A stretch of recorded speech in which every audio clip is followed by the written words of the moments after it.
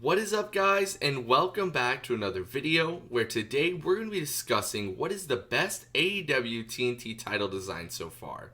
Now, this belt hasn't been around for that long. It was established back in March of 2020, but it's already had 5 different designs. Of course, there's a reason for that. It's because the gimmick of the belt seems like every new champion gets their own custom design. And personally, I love that concept, and I'd love to see it utilized more in maybe other companies as well.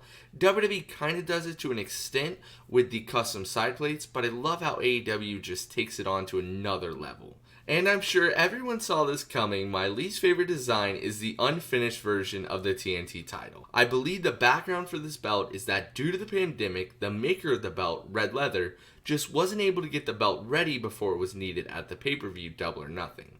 Therefore, the belt features unfinished zinc plates, plus it's missing the gold plating on the belt and the TNT logo relief plate. I still think the decision to go with the unfinished belt wasn't necessarily the best decision. They had to do what they had to do in that tough situation, but they could have put like a trophy in or something so they didn't have to show the unfinished version because it got a lot of criticism, from me included. But looking back at the belt, I don't think it's necessarily that bad, but it was still pretty ugly.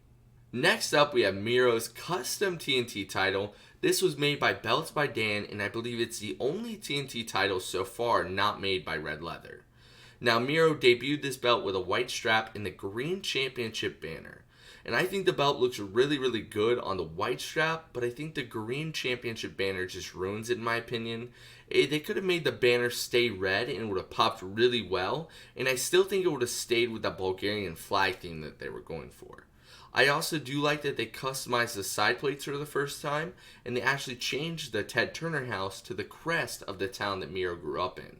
But the green just looks off, and that's why it scores so low. For our next belt on the list, we have the black strap TNT title that was debuted by Darby Allin.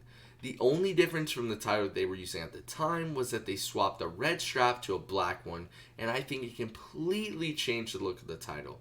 The red and gold popped so well with the black strap, and I was sure that this was going to be the definite final version of the title before each champion got their own belt gimmick was like a sure locked-in thing. Because the other previous 2 designs that were changed, there were issues out of the company's hands. They had the unfinished version, and then they retired the red strap version in honor of Brody Lee, who passed away.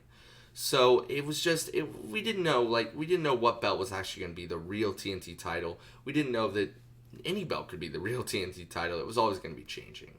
But the belt ranks high on the list, but there was still a small issue with it that I wasn't the biggest fan of, and that would be the mirror finish behind the logo. Which brings us to our next and current version of the TNT title, at the time of recording, the Blinged Out version.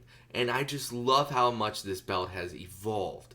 And there's a lot of people, me included, who hated how behind the TNT logo, it looks so plain and empty with that mirror finish. But with this design, they knocked it out of the park.